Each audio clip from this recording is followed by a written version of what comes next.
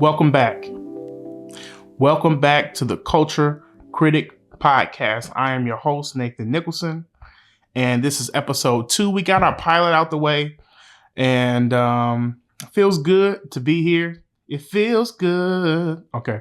But I'm back, and I want to apologize because I said I established this place as a place of truth, and I was not truthful.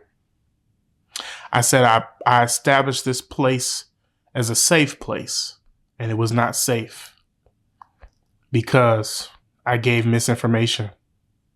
And so I'm here to correct that on today.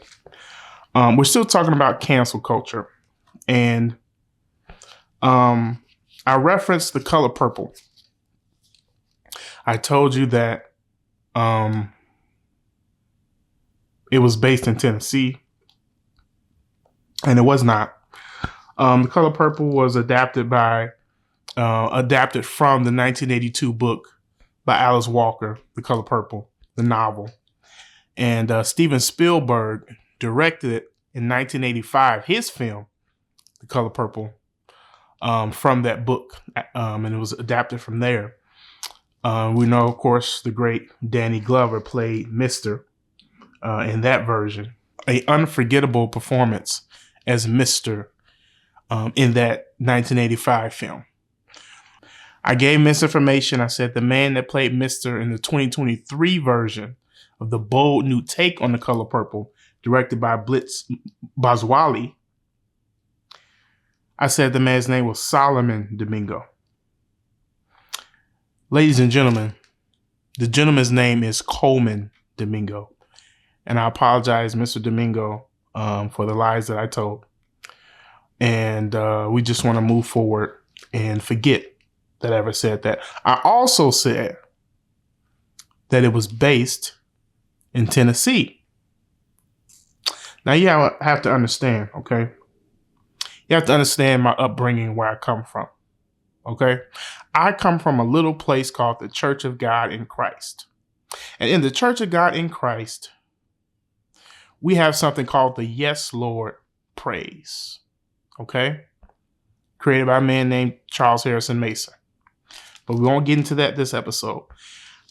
Just because they had the Yes, Lord praise in the film The Color Purple, ladies and gentlemen, I associated that movie with Tennessee, where the Church of God in Christ is headquartered. And I was grossly wrong. So I ask that you do not cancel me because I spread misinformation. Please don't cancel me. Please forgive me, brother, because it was not my intention. And so today we're still talking about cancel culture. We're still talking about the court of public opinion. When someone is canceled, someone is dismissed, someone is tried, and the public is the judge, the jury, and the executioner. They have been brought through the ringer, they have been dragged through the mud, and support has been taken from them, has been pulled from them, has been snatched from them in a way that is usually, with the advent of social media, pretty swift. I mean, you talk about community organizers or GoFundMe. I mean, the organization of cancel culture is like Johnny on the spot. You understand? And so, yeah, cancel culture. It's one of those things where people, especially public figures, feel as though they have to walk on eggshells with what they say, with what they support, what they don't support, because you can serve people for 25, 35 years. You can love people.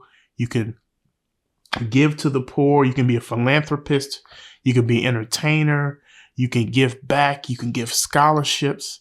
You can do all these things, but in an instant, if you say the wrong thing, if you do the wrong thing, if you support the wrong thing, if you speak your mind on any given subject that is not favorable in today's society, they know that it can be snatched away in an instant